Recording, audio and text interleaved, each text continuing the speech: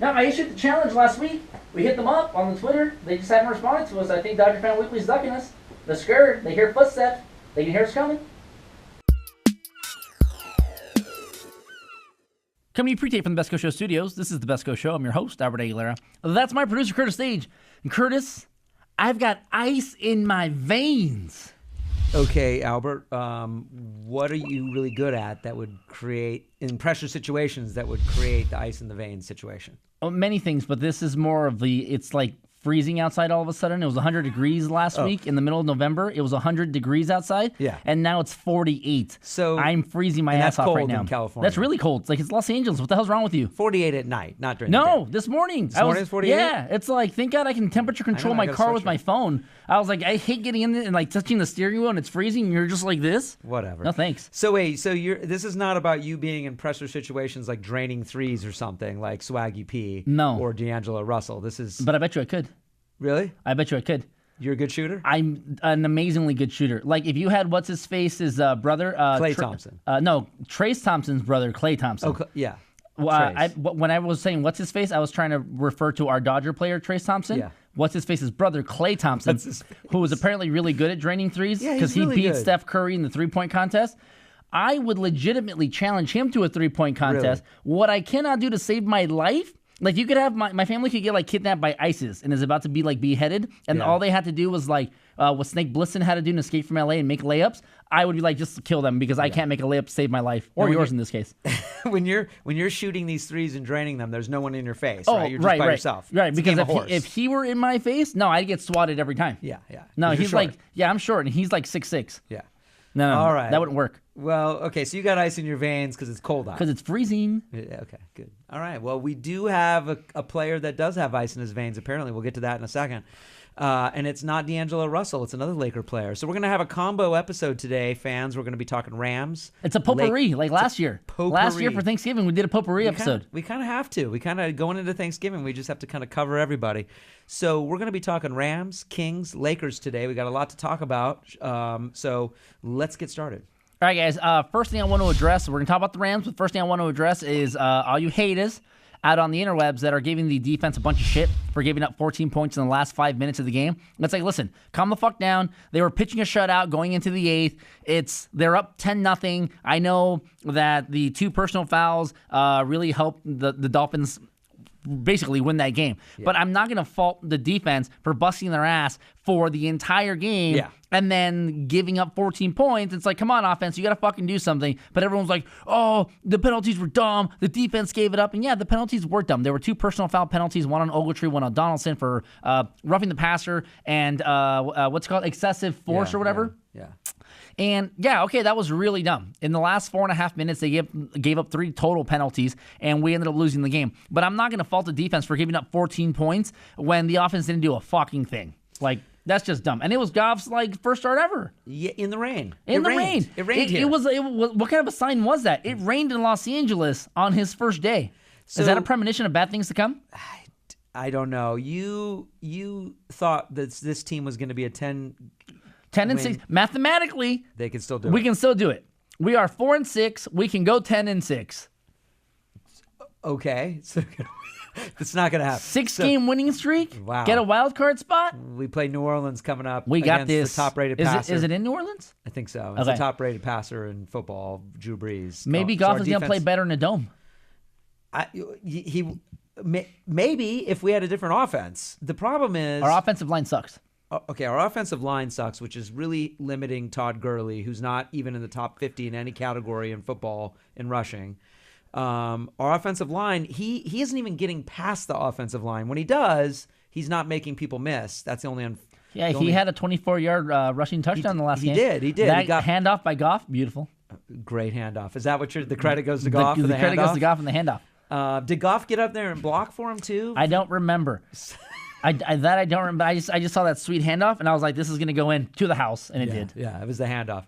That's funny. I don't think they give any credit to quarterbacks for good handoffs. That should be bad handoffs they give. Yes, that's the bet now.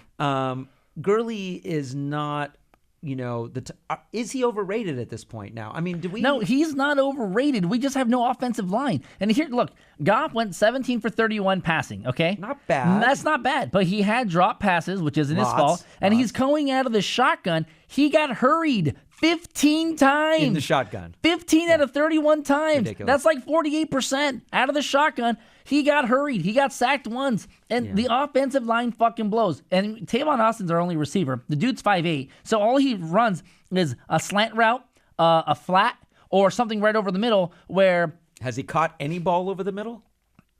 I don't even know. If he has caught any ball over the middle, he gets hammered. I mean, he's too little. See, this goes back to the coaching staff and the GM. And our drafting situation. Yeah, I just think they brought in the wrong personnel for the way that this team coaches. I mean, Jeff Fisher is a mediocre coach. I mean, we haven't seen. Okay, maybe he could be Super Bowl level coach if he had the right personnel. But they're picking the personnel. So I mean, if he's picking personnel that he thinks is right for his system, they're not doing a good job. But what is his system? Do we know what his system is? The offensive system Boris, is it's his first year as the offensive coordinator. Yeah. He came in last year, I think week 12 or something. Yeah. So we got to cut him a little slack because it's his first year. No, because he was an offensive line coach. Why is the offensive line suck? He was a tight end coach. We don't use our tight ends for shit. I know. It's this. The offensive line is really a problem. I don't think at the start of the year people thought that was going to be as big of a problem it is. We knew receiver was going to be a problem. But, Goff can only do, if you're hurried at the shotgun, coming out of the shotgun, that's a problem. Goff looked pretty good. He looked mobile, which is nice. He looked better than Case Keenum. He's taller. He can see over that line better. He's got a better arm. No, I say they got to play him the rest of the year. Well, I think they are, and I think he did just fine, all things considered, because what I took from that game was you didn't get intercepted. No. You didn't lose turnover. fumbles. No. We had a turnover in the game, which was a fumble, but we got it right back on literally the very next play. We picked off oh, God damn it. I'm trying to say the Miami Dolphins quarterback's name. I can only think of his wife because she's hot. What's the Dolphins quarterback's name? Tannehill. Tannehill. Yeah, he used to be a wide receiver. Forgettable. Completely forgettable. Yeah, and I was just kind of like, I know what his wife looks like, but okay, yeah. Anyways, so we pick him hot? off. Yeah, she is. Okay. We pick him off the very next play, and it's like, okay, that turnover gets washed away. Yeah. But that's what I took. It's like he had he only threw for like 130 yards. What was his longest pass play? I think it was like 12 yards. I mean, they didn't even let him throw down the fucking field. Well, because he can't. He doesn't have time. No. Okay. Really? And we also don't have the. I mean, I'm still like hitting up Megatron, like, hey, bro, come out of retirement. Like, we could totally use you. The weather. He's going to come out of retirement. The weather in LA is nice. The city of Los Angeles much nicer than the city of Detroit. Yes, true. This team. Granted, if I were an athlete in the city of Detroit and made athlete money, like when Miguel Cabrera got that like $300 million deal, what would stop me from just purchasing Detroit? True. I don't know. If I was Miguel Cabrera, I totally would have done that. I don't know if he lives in Detroit. Anyways, I don't think he does, but I totally would have purchased Detroit. The Rams. Could you imagine owning a city? No. And because it is Detroit, I would totally go all retro with it and start modeling it after RoboCop. Do you? Yeah. Do you think people of Detroit would like you as a city owner? Oh yeah. I don't think so. I would make it so cool. You would? OCP. Okay. All right. So the Rams are dead last in points scored, but their defense is tied for fifth for points allowed. So we're putting so much. I mean, we're giving up 18 points a game, 18 point something a game. That's great. I mean, we're right there with the Patriots. We're right there with some of the top teams. Yeah, they're the top five, one of the top five defense in the league. But it's like Clayton Kershaw syndrome. Yeah. He goes out there and gives you 8 innings of like shutout baseball, and then you only give him one run, and you lose 2-1. Yeah, exactly. And that's what happened against the Dolphins. And I mean, I can't think of a game where the Rams were like completely obliterated. No, they're always in games. They're in games in terms of points, but their offense is so boring. It's so bad. These dump off their plays. It's almost like the defense knows what they're gonna play. Well, yeah, it's handoff, short pass, incomplete pass, punt. We already know this. Incomplete pass is not a play, but they don't have any. For the Rams, it is. Oh, Fisher's all like, "Hey, don't make this completion. We want to punt. We want to go through." And third down, I think they were 2 for 13, third down efficiency. I was like, come on, man. Yeah, they cannot convert. There's no excuse. There's no excuse for Jeff Fisher to be the coach of the team next year. Did they give him the extension, though? Are I don't they think so. giving him that? Dave's our NFL Dave, did they guy. give We him always the just go to extension? Dave. Did they give Jeff Fisher the extension?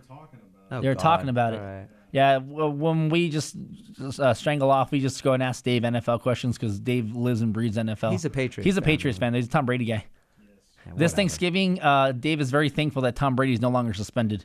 Dave has a cutout of Tom and Giselle at the table at Thanksgiving. I know. I've seen that before. Centerpiece candles of Tom and Giselle. All right. And Belichick with his. You just With have the a hoodie hoodie? hanging from the. Okay. He's wearing. Dave's wearing a hoodie right now. Yeah, he's got the Belichick hoodie. cut-off sleeve hoodie right now. You guys can't see it, but the cut-off sleeve hoodie and so it's a Metallica thing, but it's cut-off sleeves. All right, so so the Rams are not gonna. I don't think they're gonna win more than 2 or 3 more games this year if this is the way the offense. They're going to win is 6 going. in a row. My prediction's going to come true. 10-6. We're going to get a wild card. I said 8-8. Goff is going to none of that 7-9 bullshit. I said 8-8, and now I'm not even thinking we're going to get to 8. That means we'd have to win 4 more games. I just don't see that happening. We will. Okay. I mean, okay, I'm totally being a fanboy and a biased homer. We want them to win. We want them to win, but realistically, like, what do we think? I think they're like, 7-9 legitimately? again. I think they're 7-9. 7-9 bullshit. Yeah. And in a way, I'm kind of hoping that they do like just go 4-12. Really? Right?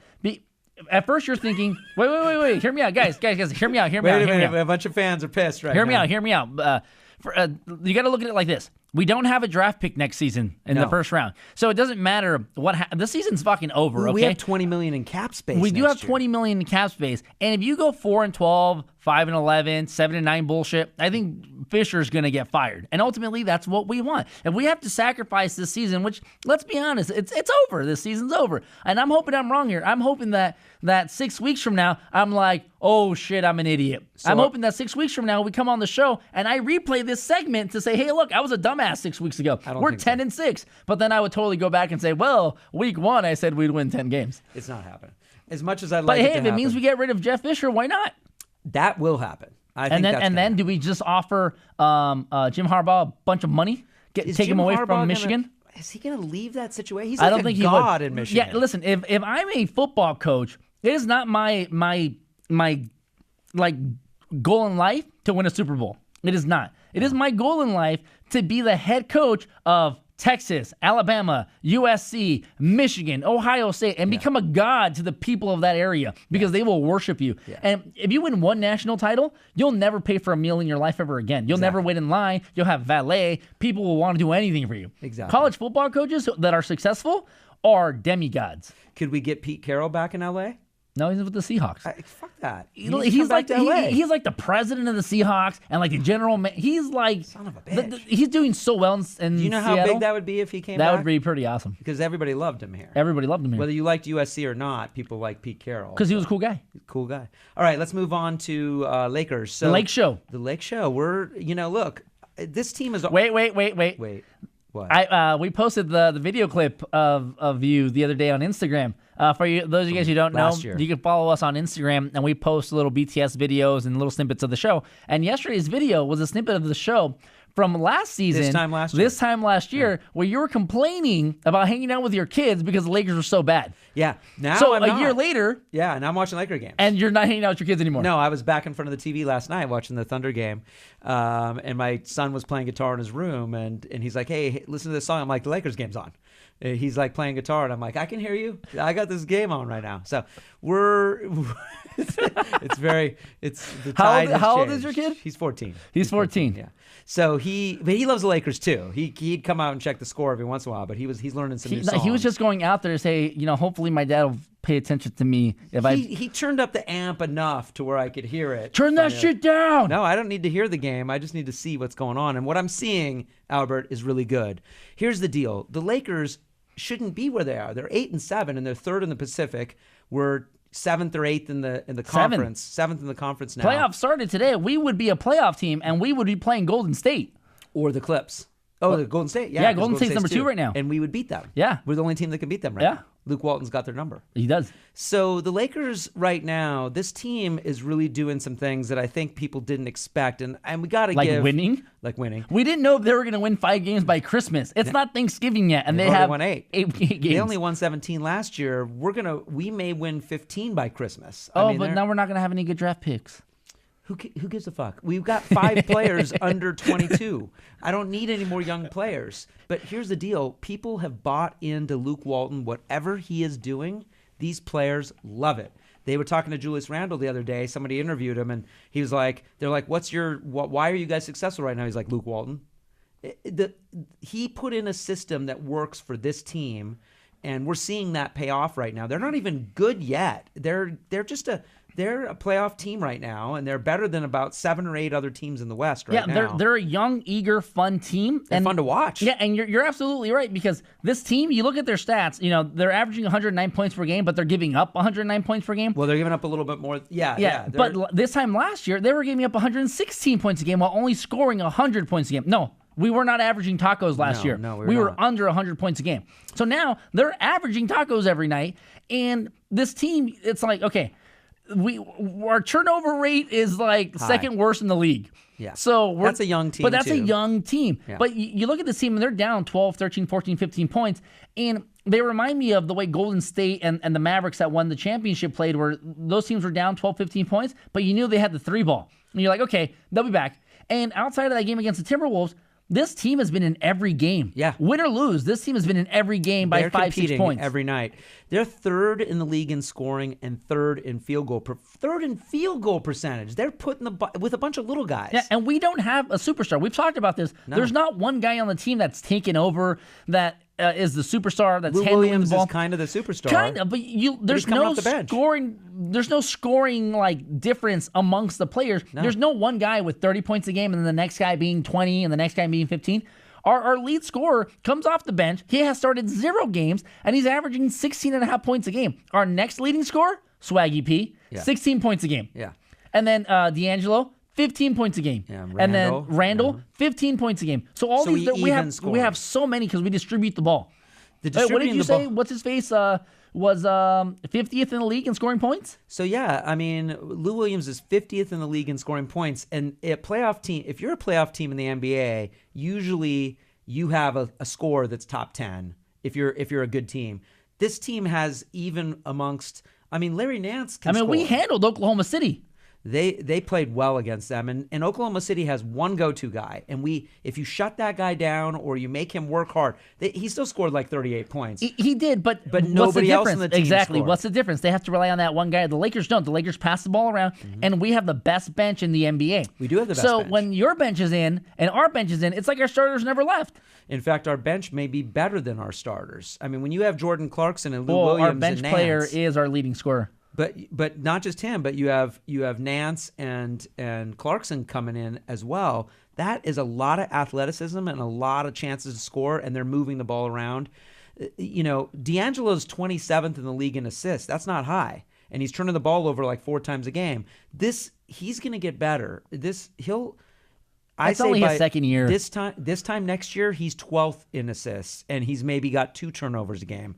And then we're talking about a whole different team right now. Then we're talking about a top 4 team in the league. These other teams that are above us right now, some of them are on their way down. Oh, and they're also veteran teams. They're older. They're veteran. And once we get this core group, a lot of people are like, oh, we can make a bunch of trades at the deadline now. No. Keep this group together. This is a really good team, a really good core, and they're fun to watch. You see them out there, and they're all having a good time. Yeah. And it's like Swaggy P's like Swaggy has rubbed off on everybody else because they're all having fun. Who thought we'd say that? Right, goal. This time last year, he was playing like 2 minutes a game, was averaging only 2 points, but the offense wasn't tailored to him and his skill set. No. Now, he's out there playing. He leads the team in points per minute. In minutes per game. Yeah.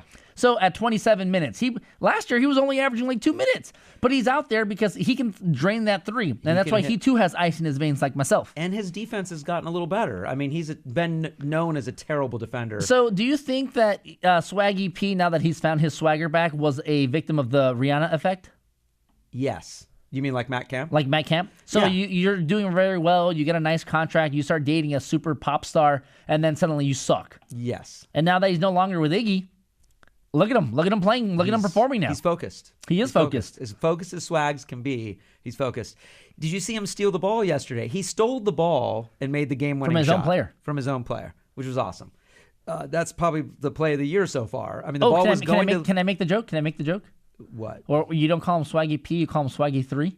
Okay, I think you're not the first one to make that joke. I'm just saying. You can feel like you're the first one. I'm just saying. It was a pretty good one. It was a great play to win that game. He takes the final shot. He steals it from, I guess he was in the passing lane with Lou Williams. He jumped in the passing lane. Ingram was throwing the ball to Williams, clearly. But Swaggy P jumped through the lane, grabbed the ball, kind of did a quick look at Williams. And was like, what's up? And then it was just a quick, if it was in slow-mo, he was like, winks, and he was like, I got this. He did a little wink. And that's why the team is so fun. Yeah. So there's no controversy over this. They weren't pissed. Yeah. They're like, hey, made the shot. And if you missed the shot, I mean, he had a good look. So is what it is. And two people were on Williams. So when Swaggy went through the lane, somebody had to roll over to him. That's veteran leadership right there. Actually, a pretty good play. Veteran leadership. That was the only time the ball moved in the last 3 minutes of the game. The Lakers almost melted down last night, but I'll tell you, they beat a Thunder team, which I think they're better than the Thunder. The Thunder do not have, they have Matt Adams, they have Oladipo, and of course they have Westbrook, who's top 3 player in the league.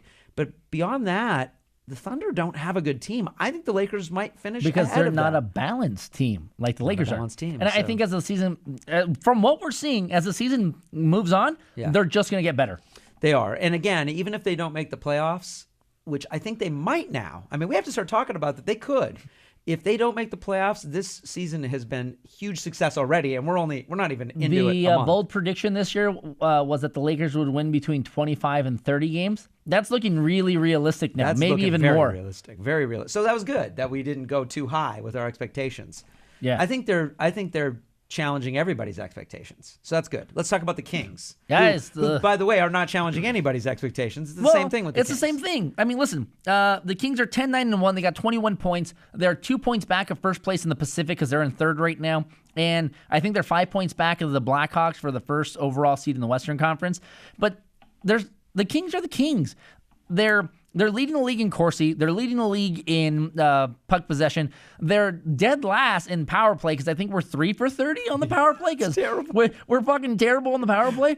I mean, we have more penalty minutes than anybody else. I mean, what is different from this Kings team today than last week than 1 year ago? Yeah. Nothing. No. Nothing. This team plays the exact same way we've had with a lot the of personnel injuries. that they have. Kopitar is still day-to-day. He skated earlier this week, according to John Rosen, the LA Kings insider. We got to get him back on the show. Anything John says. I want to know why everyone's getting hurt, goddammit. Do you think John's going to have those answers? I think John hurts the players on purpose so that he has something to talk about. Oh, great. Now we're calling out Rosen. I think. How would John Rosen get in and hurt the players? He travels with them. Like with the mic, he accidentally hits them in the head. Accident, sorry. They're going up and down the escalators, trips them all, sorry. We'll ask John. We'll ask John. But John's not going to want to speculate, though. He's like, I don't want to speculate. Well, that's not speculation. I mean, are we speculating? Or I'm speculating. Oh, you are? Okay. No, I'm accusing. We're accusing. I'm accusing John. So he has to refute our accusations. I like it. So we got to get him back on the show. But, I mean, we go out and play the Ducks the other night, right? It was a nice 3-2 victory. We won in regulation. You're up 3-0.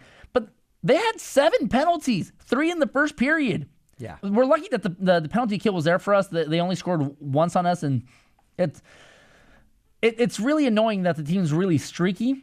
Yeah. But it's kind of what you've kind of come to expect. You open up the season, you lose 3 in a row, you win 4, you lose 3, you win 4. We go out and we just obliterate Calgary and Toronto. I think we scored like 13 goals to none combined. Yeah, and then we go and lose like the next 4 on the road trip, and we're like, fuck. Come back home. Lucic came back. I went to that game against Edmonton, and it was pretty funny because we were sitting behind the Oilers bench, and we ran into a bunch of Oiler fans that came in from Edmonton, so they were like trying to get all rowdy and stuff. Sure. And we just, we're just kind of like chill, relax, and we just kept like egging on Luch to like start a fight. We're like, Luch, come on, for old time's sake, start a fight. Clifford's down to fight, dude. Just walk, give him a little wink, say what's up, you know. And then we're kind of like, just don't touch the Foley, and he started laughing. That's cool. Because he used to defend Toffoli all the time. Yeah, I don't know that Luch is going to start a fight with his old teammates. He no, I mean, not like it. Well, especially, I heard that he missed being in Los Angeles. I'm sure he does. When he was in town, there was somebody interviewed him and he said he missed I told you, my barber used to be his barber. Yeah. So it's like, they used to talk all the time, and I never met him. We just happened to have the same barber. But it's like, he didn't want to leave. There was just more money in Edmonton. Sure. He got more money. Sure. That's what it was. Yeah. And speaking Where of money, is Edmonton? Do we even know? It's somewhere in Canada. Oh, I okay. need to know where it is because I'm gonna go up there. You are? Yeah, so I need to know where it is. You better find out. I better Can find. you I know. Is it on the maps? Is it on Google Maps? Yes, they have internet there. They do. Yes, They have internet. and I know it's in Canada. I just don't know where in Canada. Yeah. Canada's a really big place. You're gonna go right. Canada is a really big place. It's a big place. I'm hoping that you come back with pictures with you and moose. Oh, I can, and Mounties. Mounties? Yeah. Moose. Are we just generalizing now? Yes. But What's in a boot? With maple syrup. Yes. But anyways, that 70s line. The 70s line's back together again. Yeah. Hopefully Kopitar gets back sooner than later because they said he's day-to-day. Gabrick started skating again because he's got the broken foot, and he's expected to return in December. But the 70s line is totally carrying the team right now. Yeah. Carter's looking- Pearson, Toffoli. Yeah, they're looking They lead fine. the team in scoring and assist and total points. And I think Toffoli leads the league in plus minus right now. I think it's plus 9. Toffoli's looking great. I mean, I feel like that. And Pearson knows it's a contract year. Pearson's playing well too. I think they just need to limit. They really need to stop getting penalties for a little while. They need to stay out of the box. Like, just give me a week. Give me a week and a half's worth of games. Come on, stop fighting. Because stop tripping people. you look at these games out in Canada that we just had on the road trip. They win one of those games, we're in first place. Exactly. The difference between us and first place right now is 2 points. Yeah, I mean, we're early, so we can't really, worry about. Yeah, we're only 20 games into numbers. the season. Yeah. So we literally have 62 games left. But this trend right now of penalty box minutes is disturbing. Yeah. It's a lot. And I'm hoping that we can pick up Kopitar sooner than later because December, we know, is travel month for the LA Staples teams because of the awards and the concerts that go on. So I thought February is travel month. No, December is because that's when we have all the awards. The awards are in, like the Oscars and stuff are in fucking. No, but for the music awards. Grammys are in January and February. Really? Yeah, it's nothing. Then how come happened. we're all on the road in December? I don't know, but they're not. That doesn't have anything to do with awards. That's January, oops. February. Yeah. Oops, my mistake. I shoot those shows. I know. Oh, whatever. January, I February. just looked at the map and I was like, the Lakers, the Clippers. I think that's just luck of the draw this year. We're back on the road though for the Grammy. You're talking about the Grammy road trips and stuff. Yeah, dude, that's in like January, February. It's not. In December. My bad. All right. All right, my bad. Jesus, I don't shoot them. You shoot them. All right. I just host the show. What's our gift of the day? Okay, guys, our gift of the day. This is awesome. This is actually a work hazard. Don't ever run across really, really large NFL players because they're just going to trample you. What the hell was he doing there? I don't know. He wasn't paying attention to his surroundings. So hilarious. Has this ever happened to you when you're shooting the Grammys or the Oscars where you're trying to get from one area to another and then someone I don't know, Stallone just tramples you? No, that never. That's never happened? This guy, I guess maybe he's a sound guy, so he had his headphones on. He couldn't hear that the players were coming out of the tunnel at that moment. And he just got obliterated. And explosions are going off, and the fans are cheering. Maybe it was really loud, and he couldn't hear. It's hilarious, though. It's really funny. I've never gotten run over by Sylvester Stallone or any other actor. What about The Rock? The Rock would crush me, but But it's because you're a professional. You're aware of your I'm a surroundings. professional. I'm aware of what's going on around me at all times. That's true. I do have a camera up to my eye a lot, so I don't. So you use your peripheral a lot? I kind of use this eye and kind of look around with that eye. Look through the camera with this eye. I don't know. I'm not down there with them in the middle of the fray, usually. I'm a little bit separated from them. Okay. Okay. That makes sense.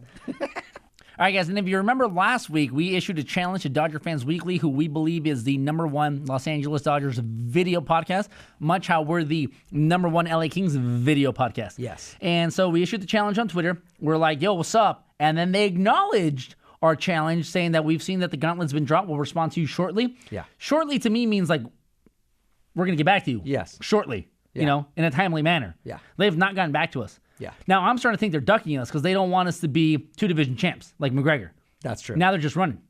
But so they're maybe taking a break in their seat because there's Dodgers That's one only. thing I thought about. We take no breaks. We take no break. So are they going to issue, respond to the challenge that we issued in April? Well, that wouldn't be good. I don't want to wait till April to throw down. That means they're doing a lot of heavy lifting and. I think we're going to start trolling if they don't it's like we're going to get our fan base. Our fan base is predominantly Kings fan base. Yes. And Kings fans are very good at the trolling, very good with the gifts and the memes and stuff. Yeah.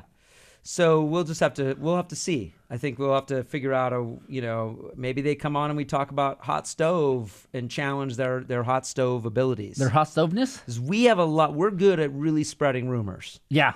I don't know if they're good at that, but we are really good at that. We're really good at that. Yeah. And John Rosen can attest to that.